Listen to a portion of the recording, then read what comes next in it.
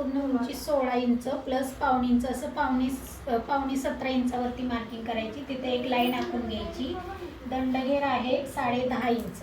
10.5 इंचाचा निम्मा भाग हा 5.25 इंच. मग इथे 5.25 इंचावरती एक मार्किंग करायची.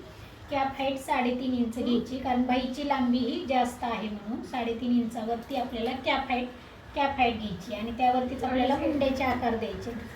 आता इथे 5.25 आहे तर इथं 1 इंच जास्त म्हणजे 6.25 6.5 घ्यायचा आहे आणि इथं आपल्याला बाहीच्या मुंड्याचे आकार टाकायचे.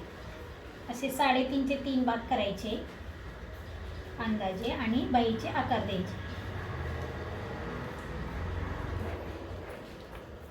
हे फिटिंग होईल बाहीचं आणि हे शिलाई माझी इथं थोडासा जॉईंट येणार आहे.